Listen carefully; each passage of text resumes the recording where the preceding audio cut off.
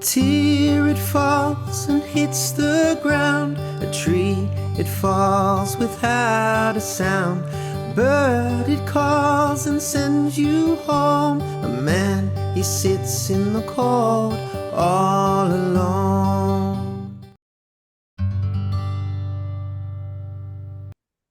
Hey, Kristan, welcome to the Joy of Sunflowers. Thank you so much for joining me. Please introduce yourself a little bit more. Hey, I'm Kristan. I am 33 from Louisiana. I teach fourth grade. Married. I have a 4-year-old. And I'm just here to just share a little bit about my journey as far as pregnancy loss. It's not always an easy thing to talk about, but I think it's important that we talk about it and that other women know that they're not alone. Beautiful. So let's dive in from the beginning. Did you always know you wanted to have kids, or was it something that you sort of grew into? I did. From the moment I got married, my husband and I, we wanted to have kids, but we were in ministry for years. We worked with victims coming out of human trafficking. So while we were doing that, we kind of postponed having children, and we were married for 8 years before we had our first child. So we had Noah. It was so exciting. You get that positive pregnancy test, and your first pregnancy, you just kind of assume, I mean, there's a little bit of nerves, but you just assume everything's going to go beautifully, and everything went beautifully. We had this beautiful baby boy. So whenever I guess we would call it secondary infertility, after I had Noah, it's been nothing but complications since then. And so the first loss I had, of course, when I had that positive pregnancy test, I was like ecstatic, not even thinking, this could be a loss. And so when that actually ended up being an ectopic pregnancy, and that was absolutely devastating. On top of, ectopics are also life-threatening. So it was a very scary time. And then we've had a loss since then. So, we've had two losses. It's just been quite a journey since having Noah. Yeah, no, it's always really shocking, like, because I mean, I've got 3 kids, and yeah, like I had them first, and then I had 2 losses, and I was like, what? This happens? Yeah. What is this? Yeah. What do you And mean? you don't think it's you, right? You hear about it, but yeah. Yeah, and I think it's just because you're like, well, it worked. I did the same things. I didn't do anything different. Right. Exactly. Yeah. So, Yeah. with your first loss with the ectopic, how did that play out? Like, did they find it straight away? Like, how, like, did it take a while?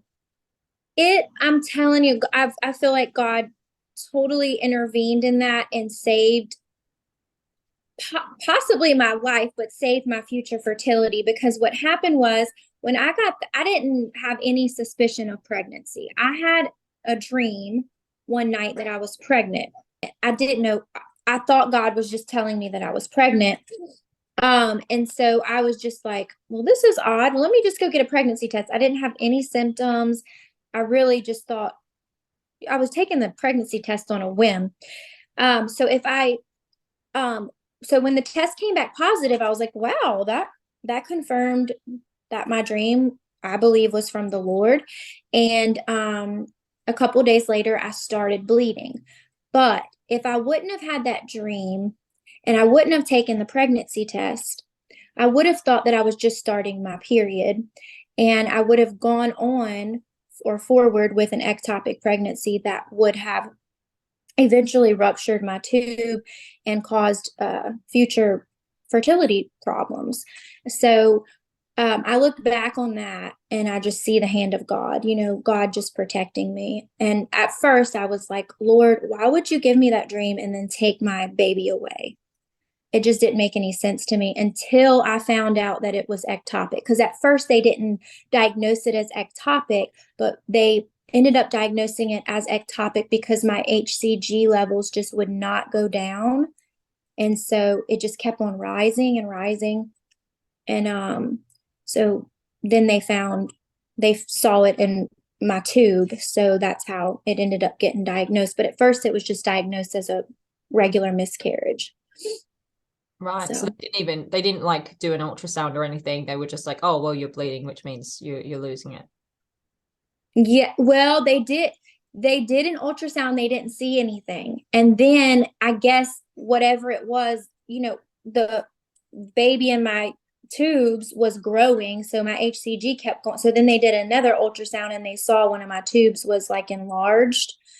I mean, I'm not a medical person, so but they saw it. They ended up seeing that my tubes were swollen and enlarged, and that's where the pregnancy had landed. Yeah. Yeah. So with the next miscarriage, I'm guessing that wasn't an ectopic, was it? It was just like a.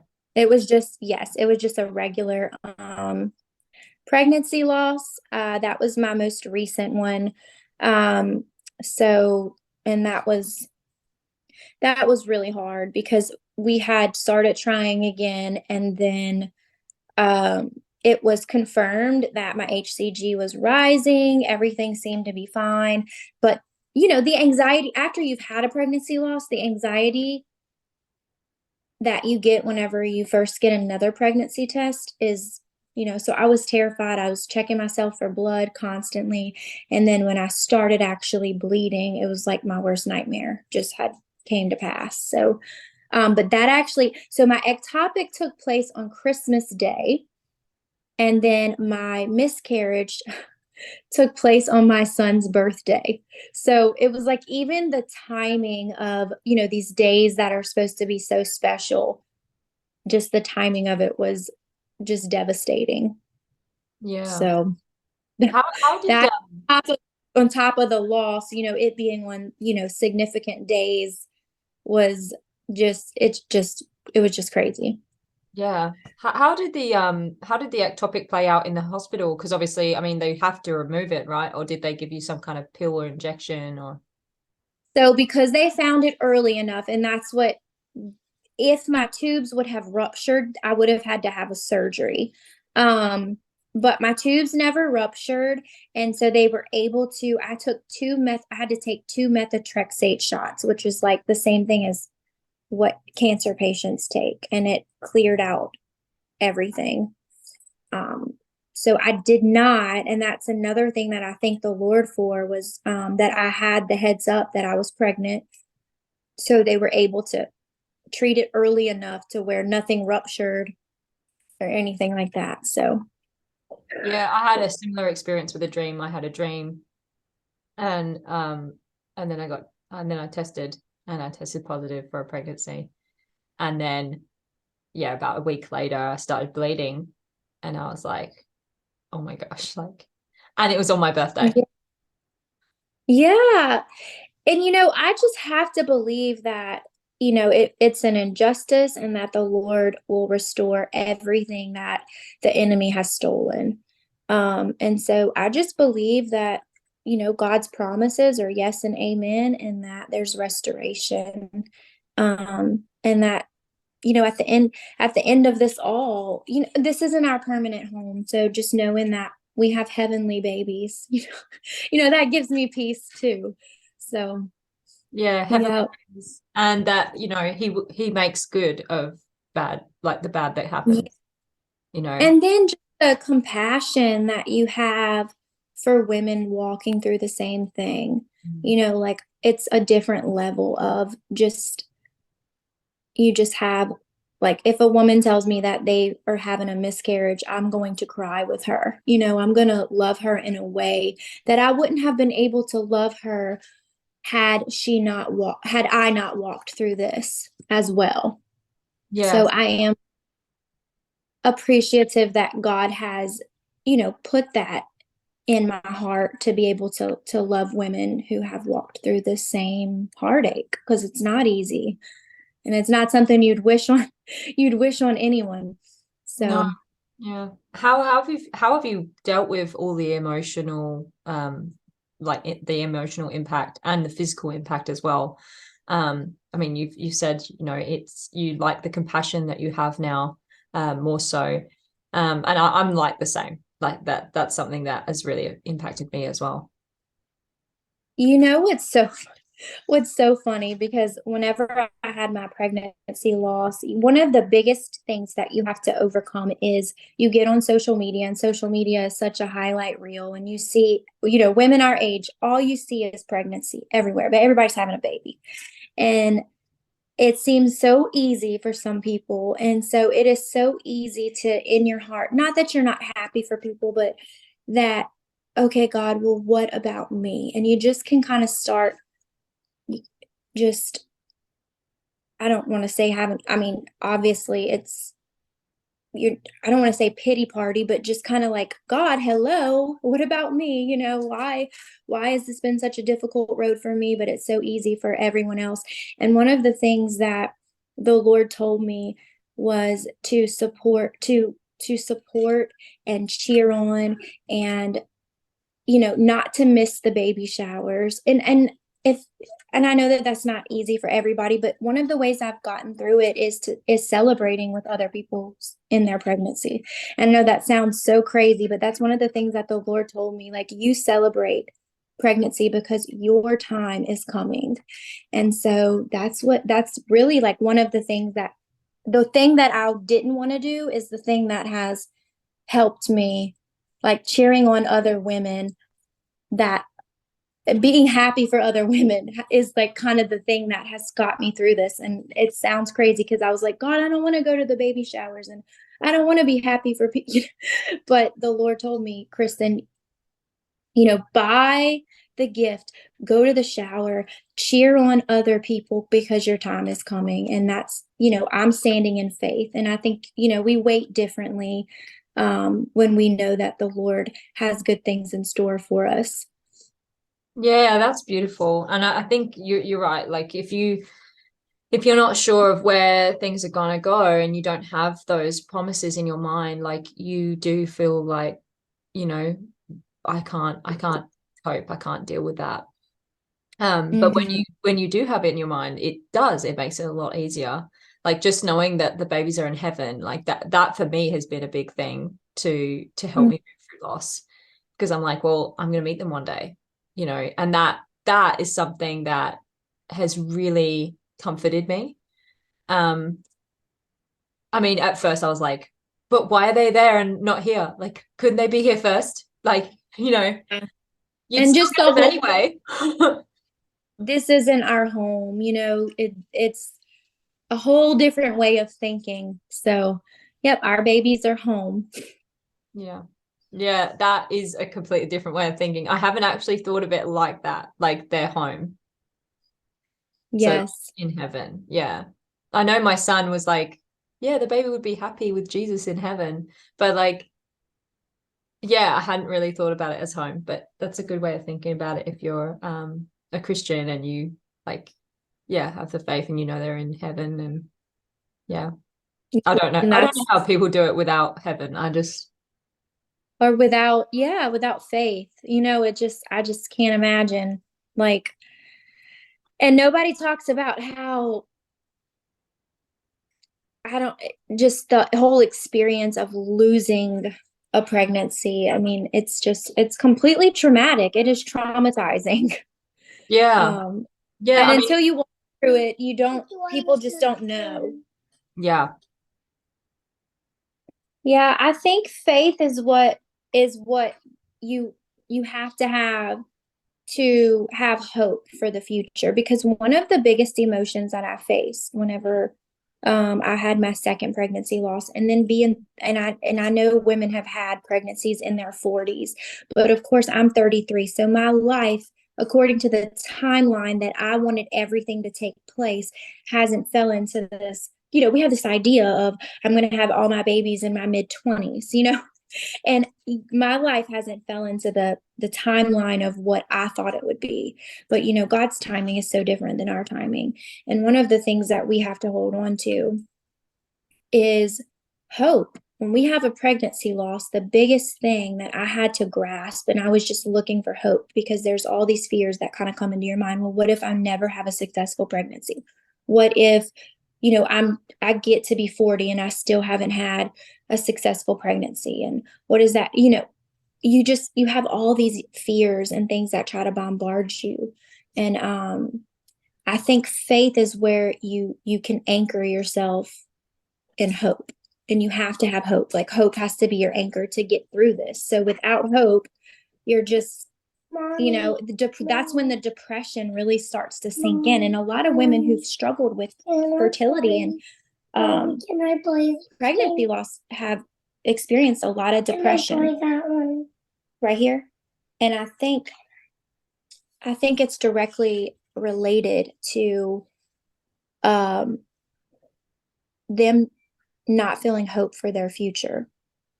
Yeah, I mean, something I have noticed when I talk to different women, like hope is a big deal in terms of mindset. If there's no hope in the mindset, they do struggle a lot more, and they require, a lot more of their strength and their inner strength. And it can be really complicated and hard because, I mean, to be honest, I don't think we have, I don't think we actually have the strength to get through a lot of the stuff we get through. I think we lean on God to get through what we get through. We're like, give me strength, and I mean, like, even people who aren't Christian will be like, God, give me strength. Like, just flip it, like flippantly, like, because I know that before I came to faith, I said stuff like that, Yeah. But he I feel like he does. He gives you strength if you ask for it, because he may not answer every prayer in the way you want him to, like when you're like, save my baby, and you still lose the baby. But in terms of strength, you ask for that, I feel like you get it. Like, yes. I asked for strength. I was like, please help me get through this. Like, please help me be okay for my kids. And I got out of that headspace, not quickly, but it was like, it was okay. Like, I felt okay at the end. Like, I felt like I was like, I'd let it out. I'd cried. I'd done everything. And then doing this event has been so much more, so beautiful and so therapeutic that, yeah, I thank God for this opportunity to do this. Yes, it's awesome because it's something that I feel like for so long people feel like I don't know what it is, and I feel like lately women have been more open about pregnancy loss, but for a long time women just didn't talk about it. And it was almost something that was kind of kept secretive, and I think that, because I've even thought about, if I was to experience another loss, would I be open about it? And I think that's to every woman's discretion. Obviously, if you want to share, if you don't want to share. But no matter what, I think women need to know that they're not alone when they walk through it, because in the hospitals, a lot of times you just feel like a number. You just feel like another woman that's lost a baby, and that you don't always feel like maybe the medical staff has that type of compassion. Maybe they haven't been through it. So women need other women to walk with them through that journey. For sure. Yeah, I mean, hospitals tend to diminish you to a number anyway. Like, they're like, oh, it's just 1 in 4. Like, so they're like literally telling you you're a number, and you're like, yeah. They tell you how common it is, like that's supposed to make you feel better. And it's like, no, this was my baby. Like, I didn't want to lose this precious, I was excited about this baby. And I think that that's the devastation. If when you make that announcement, I know we didn't announce to everybody, but we did tell our close relatives. And so, because we were excited and we thought, for sure that this was going to be our time. But God has another plan. And I think we just have to anchor ourselves in hope and know that God's timing is perfect timing. Yeah. I have been holding on to that, and whether I'm meant to have more kids or not, it's his plan, and if something does happen that's not good, then he'll make good of it. Yes. But it can be that hard because then you have to like hold on to that hope of he'll make good, because if good doesn't come out of it, then it's just awful, you know. But I feel like this community is a big show of the good, because Mhm. the lost space is so beautiful and so amazing. There's so many amazing women in here, and everyone's just got so much love for each other. It's just really wonderful. Yes. Yep. Because I mean, when you walk through something like that, there is a compassion that I feel like God gives you for women walking through it, because you've been there. You feel their pain literally. Like it's not something it's genuine. It's a genuine compassion. Yeah, totally. Um, I'll ask you a few more questions. I know your son is very eager for you. So when it comes to God, and I ask most people of faith this, were you ever really angry at him? And how did that kind of play out to the point where you are today? I think that that's such a normal feeling, because you know that God obviously could have saved or you feel like, God, why didn't you save my baby? So yeah, I think you have to work through those emotions. I think those are very normal feelings to have to work through. I definitely had those feelings, and why God, why did this happen? And you don't have all the answers, and being okay with not knowing everything and the why behind why something bad happened to you. Um, and I had to work through that. And I just can't look back at a time in my life where I've experienced loss where God hasn't restored.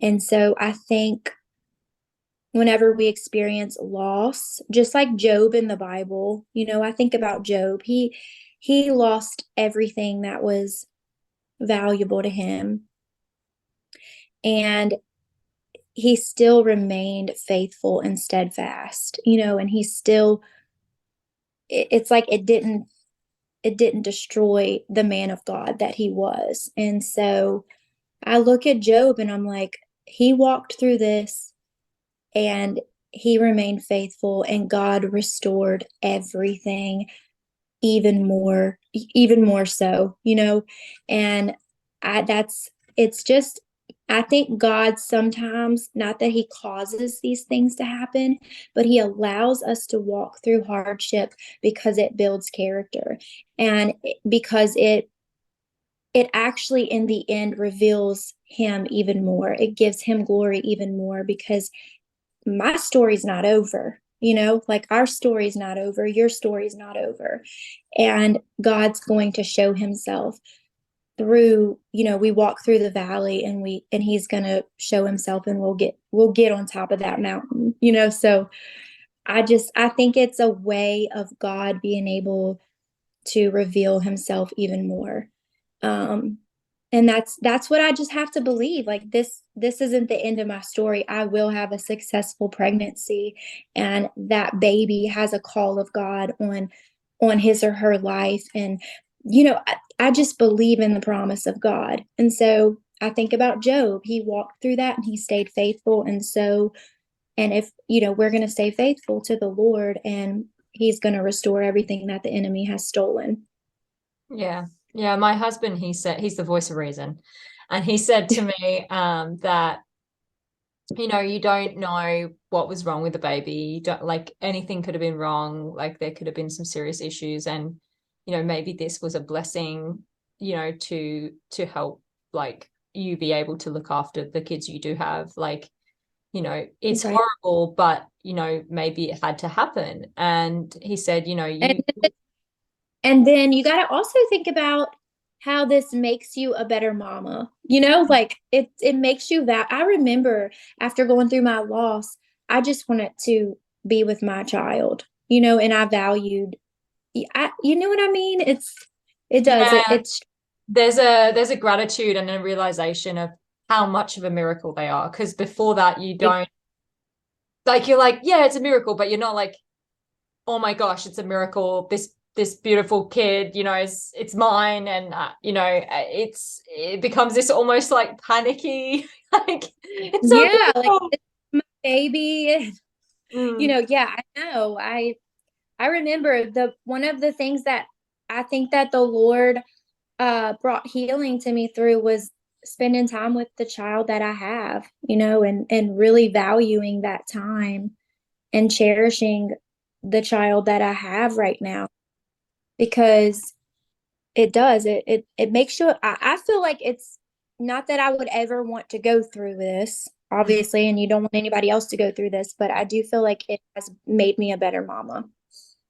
Yeah, I mean, there's times where I'm like, I don't feel like a better mama, but there's definitely times where I'm like, it has opened up some emotions and some things like in my mind, like the gratitude and those things that I think are really helpful in terms of motherhood, like, doing, like, being a mother before loss.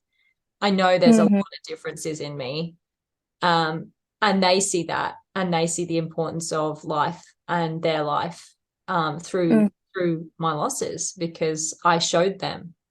I couldn't hide it. I was very honest. I cried, but yeah, I Oh think yeah. it's good. It's good and bad for the kids. Speaking of kids, how did Noah go with your losses? Because I'm sure you would have cried in front of him and gone through some of the emotions. So how did that play out for him? Because I know kids say amazing things and really sad things. I I know, and he would, because we did tell him, and so he was excited. So it was like a whenever we just told him that the baby went back to heaven, that God wanted the baby in heaven with him, and Noah took it fairly well. He has said some things like, mommy, we need to pray that God gives us two babies, a boy for a boy for me and a girl for you. And I just laugh because I'm like, I know that the Lord hears the prayers of children, you know. So I just kind of laugh because I'm like, he's like praying that basically I have twins. So he'll say things like that, and because I will tell him, we're like, well, God needed your baby brother or your baby sister, but we're gonna believe and pray. So he's kind of joined in with us in faith as a 4-year-old, and he prays with us, believing that God's gonna give him a sibling. So, but he's taken it fine. I mean, he's so young, and he really has been a comfort to me through it all, to be Oh honest. yeah. Yeah, my youngest helped me through a lot, because I think he was like, gosh, it was last year, so he was two and a bit. So I cuddled him a lot. Yes, and that helps too. It really did. The Yeah. loss, Noah was 2. And so he didn't even really understand that I was pregnant. But I remember just wanting to hold him, and just, but this time him being older, he saw me cry, and it made him sad. He would say, "Mommy, why are you crying?" Um, but he was he took it pretty well. Yeah. Yeah, it's amazing how, like, resilient they are emotionally, like, and they can take on those emotions and understand them. And I love that your son is praying with you, like he's joining in. And that is part of faith, isn't it? It's part of this walk that we we're not just going through things, where we're actually actively, faithfully going through it, and then that becomes like a light to those around us. And it's a light to your son, because he's seeing your faith, and then he's like, oh yes, I'm joining in. That's Yeah, beautiful. he does, and he says, "Let's pray for a baby boy and a baby girl." I'm I like, love "Oh that. goodness." My kids are just like, let's pray for more kids, like lots. And I'm like, okay. How many do you want mommy to have? Like 12? I'm like, no. Physically, no.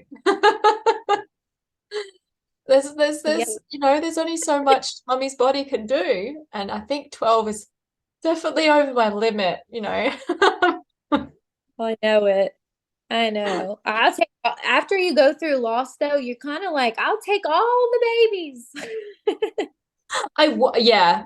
Unlike anyone who needs anywhere for their baby to go. I'm here. Like I'll take Yeah. any baby. But I'm the same way. yeah, but at the same time, it's like, but I'm still devastated. You have to like work through that as well. And You I was like, do. all I have to do is get pregnant again, and I'll feel better. And it didn't really work at all. Like it kind of made, Yeah. and then and now I'm like dealing with like fear of losing and all those things. And that's one of the biggest things. Pregnancy after loss is hard too. The Yeah, anxiety that comes with it every day. I know. It is because whenever we do come up pregnant again, one of the things I'm like, I want to be pregnant again because that's the only way that you can have a baby. At the same time, it's still scary. yeah, like there's part of you that's like, oh no, like yay, but oh no, like I'm Yeah, terrified. Like because I'm doing this again. that the excitement of a positive pregnancy test feels like it's been kind of robbed from you, because you don't know what the outcome's going to be for you. There's no guarantee. So and you know that. And so you have to work through all of those emotions, but that's where faith comes in. And I think I remember watching one of your videos and you were like, I'm just going to take it one day at a time and be excited for every day that I get to carry this baby. I think I remember watching your video and that being really encouraging to me because I was like, that's what I need to do when I get pregnant again is one day at a time, you know, Yeah. like don't fear of the future. Yeah, So I mean, the first one, obviously I was blindsided. Like, and I was never going to ever have any good reaction, obviously, because yeah, it wasn't on my radar, nothing. But the second loss, I was like, I'm going to lose this one. I'm going to lose it. It's going to be crap. And I was so miserable the whole time that I was pregnant. And then I said to my husband, I was like, if we get pregnant again, I don't want to do what I did for the second one. Like I want to be okay, and I want to enjoy however much I get. And then I got pregnant and I was like, wow, this is really difficult. Even more difficult. And then yes, I just have to take it a day at a time. And then doing this event, like the more women I've spoken to, like I think I did that recording before I'd actually had you like did. interviews. So that was like a big deal for me. And I still like remind myself, no, you said this is what you want to like live by. Like, I'm going to enjoy this pregnancy, because some days are really hard. And sometimes you're like, oh, I'm just terrified. And like I had a scare like a week ago where I didn't feel the baby overnight and I freaked out. And I was like, the baby's like, it's not there, or like all this stuff. You're like, yeah, early pregnancy loss isn't good, but you don't want any, you don't, I know, it's scary after loss. Pregnancy after loss is scary, but I know your video really spoke to me because I was like, that's how I need to be because just like you, my last pregnancy, I was just a nervous wreck every single day, every single day. And I don't want to be that way. Like I want to walk in faith. Yeah, and it's so easy to fall into that like fear and everything. But I think like the thing that helped me as well is like he's not promising me a baby. Like in this pregnancy, I'm not promised a baby, and in this life I'm not promised, to have a good time. Like if anything, I'm promised suffering because that's what Jesus came here and did. So it's it might be hard. It might be tough, and I might go through some hard times, but God will make good of it. And whether that's here on earth or me in heaven, there is good coming. So that's kind of something else that I've also been holding on to. Like, there is good coming regardless. So Yes. Yeah, yeah. exactly. That's how I feel too. You know, life is not easy. The Christian life is not easy, but God always turns hardship into something beautiful every single time. So that's what I'm believing. Beautiful. So where are you guys at now? Like have you got a plan, or are you just kind of taking it easy and letting things happen however they happen? Well, oh no, I have like the ovulation sticks and everything. No, we're trying, we are actively trying. Now, and that's another hard part, because when you're trying and you don't get that positive test, sometimes that can be, heartbreaking too. So we've been trying since October. I had my last loss in October. So it's been a while and we haven't came up pregnant yet. Now my husband works out of town a lot. So sometimes during that special time of the month, he's not home. So that, there's been months where we didn't even have a window of opportunity. But we are, actively trying. So we'll see. Well, I'll be praying for you guys, and I'll get my kids to pray for you too.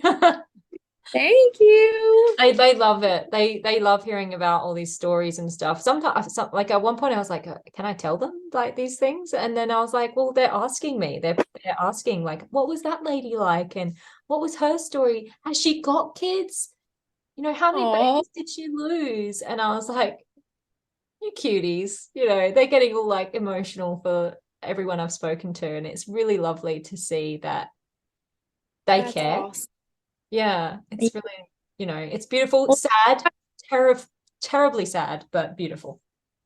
Right. And they watched their mama walk through it. So they're going to have a special compassion for that as well. Yeah, So. and it's something we need. On a final note, is there anything that you'd want to say to anyone who's maybe walking through this right now? Maybe they're in the same journey as you right now, where you're trying, and it's like you're going through the ups and downs of the, testing, every cycle. Like, oh gosh, that would be so frustrating. It Yeah. is. And I'm testing 8 days past ovulation, and I'm like, it's negative, but it might not be because I'm testing too early. But yeah, I think, you can find joy in the waiting. I think that's kind of, we're in a waiting season, my husband and I, and just clinging to hope for the future. We know that God has a plan. We know that he will restore everything that we have lost, and that's what we stand on. So, we're going to keep doing our part and keep trying, and in God's timing, we just believe that there's going to be a miracle that's birthed from all of the pain and the suffering. We don't walk through hardships for no reason. I do not believe that. I believe God allows us to walk through hardships, allows us to walk through pain, so that we, our faith is actually strengthened through it. And so that's where we're at. We've walked through a lot of hardship, a lot of pain throughout this journey, and believing that out of it's going to come something beautiful. Yeah, I love that believing something beautiful is going to come, and I think that's so important. Yeah, there's such an important mindset to have. Gosh, can I think of anything else? Because once we're off the call, I can't ask you another question. How has your community been? Like, the people around you, have you had a lot of support? Yes, I I belong to a really great church family, and I have friends who've walked through pregnancy loss as well. So there's something about reaching out to people that have been through it. And so I reached out to some people that I didn't normally talk to on a daily basis, but I knew that they had walked through this. So I wanted to talk to them, and I've built some really great friendships because of that. Because when you walk through something like that, you're kind of just like trying to find somebody that kind of understands what you're feeling.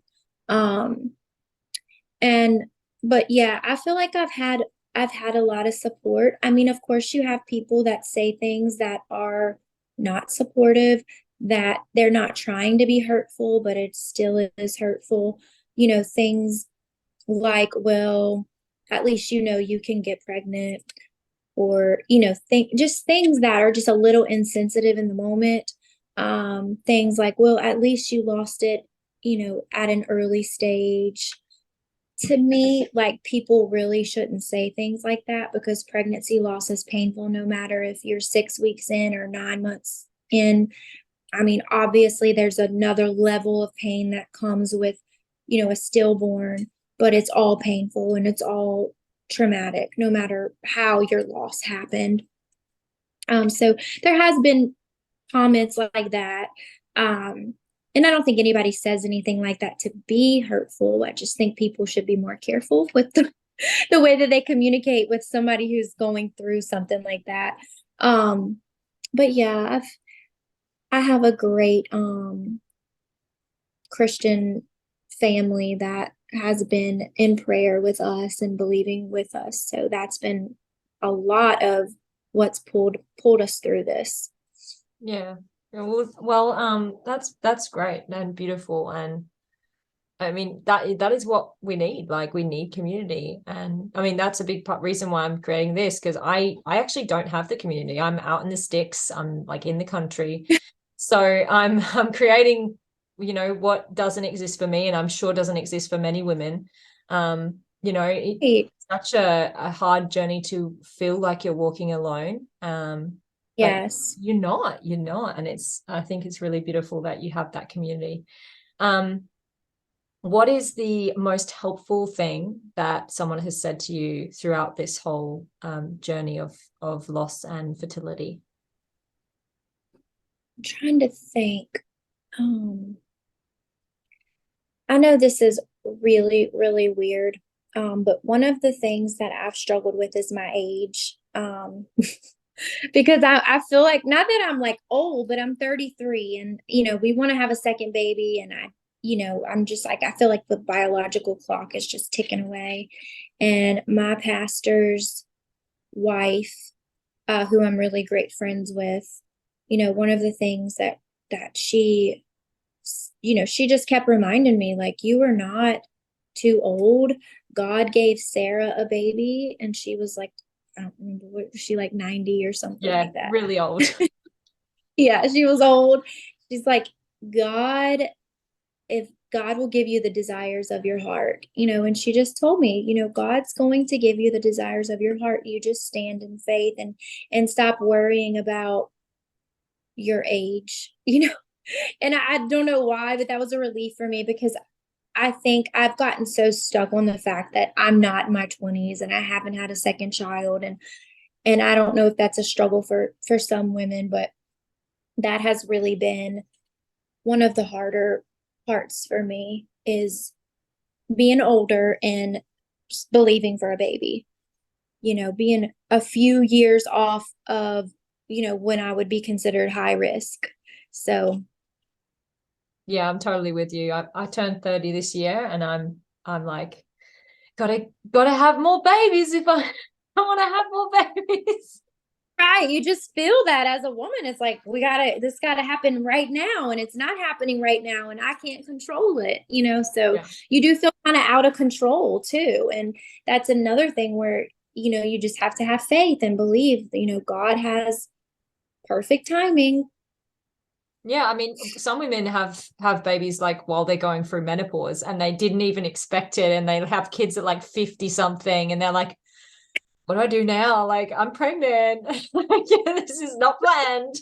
Like, I know it. I know it. yeah, I think, yeah, she's so right. Like, his timing, sometimes it's crazy and it doesn't make any sense to us, but it makes sense to It's not him. the timeline I envisioned. You know, you have, I don't know, as women, we're like, I want to be married at this age. I want to have this many kids by this age. I don't know. I'm just a planner type person, and I had this all planned out of how it was going to work out. And so just having to know, like, I'm not in control. God's in control, and his timing is better than my timing. Yeah. And he knows, you know, so. Yeah, I was very much like, I'm like, I'm going to have all my kids before 30, not going to have any kids after 30. I'm turning 30 and then I'm having that, hopefully. Wow. I like gave into hope. But this one, Yeah. I'm 27 weeks and this one's due in June. So I'm like, I'm going to be past 30. Oh my gosh. Like, that was not the plan. Like, you know, if I hadn't had my losses, I would have had them like I would have had the first one before this year even, you know. So it's just very Right. it's very surreal. Yeah, like your plan doesn't matter. Okay. Basically. Yeah, you could just put your plan away because God's got a better plan. So Actually, there's this book called The Three Trees, and that actually helped me a lot. It's for kids. It's a picture book. So I'll send you a link. But basically, okay. basically it's this story about these three trees, and I'll just Mhm. tell you the story of the first tree. So it gets chopped down, but before it gets chopped down, it's like, when I'm bigger, I want to be a beautiful treasure box that holds the most precious jewels and the most precious things. And it gets chopped down and made into a feeding trough. And then many years pass, and then a baby's placed in the trough. Mm. And then the trough is like, oh my gosh, like I'm holding the most precious treasure like ever, like the most precious gift ever in the world, because it's Jesus, right? So yeah, and each tree symbolizes something, or like ends up being something within Jesus's story of being here, you know, even down to his death, and then obviously the resurrection. So it's just such a beautiful story, and at the end of it, you're just like, yeah, because your plan and your dream for yourself may have been to be one thing, but then God made them something else, and God had them go through this path because they were supposed to do this even greater thing than they wanted to do. So Yeah. it was really nice. Like I really enjoyed it. I like, my daughter says it's too sad because of like Jesus dying and suffering. And I'm like, yeah, but he resurrected, he came back. But I have heard, like, one lady said her daughter waited like 3 days after their loss and was like expecting the baby to come back. And I was like, that's so sad. That's so beautiful, but so sad. No. Like, the baby's not Jesus. Like, Right. that was just Jesus that did that. But Yeah. so powerful, and you know, I think kids really take to those stories really well, and I think it resonates with them, because I feel like they just feel truth, you know, they feel what's right, you know. But yeah, his plan for us is better than our plan. Don't know what it is. Would be nice if you told me. Yeah. But I guess we're not supposed to know, because if we knew, then maybe it would be we wouldn't have free will, I guess. Right. Right. Yes. But yeah. Is there anything that you wanted to say as a final note before we finish up? I think that's it. I hope that you can take some stuff out of there. I hope you can work with that. I know we Yeah. had a lot of questions, but Yeah, But I'm sure Noah really wants your attention and your time, so I will let you get back to him. But thank you so much for joining me and speaking with me. Yeah, all good. all right. Thank But you yeah, so much. I'll be praying for you and praying for more babies along with your son. All right. Thank you so much. Thank you. Have a lovely evening. Bye. You too.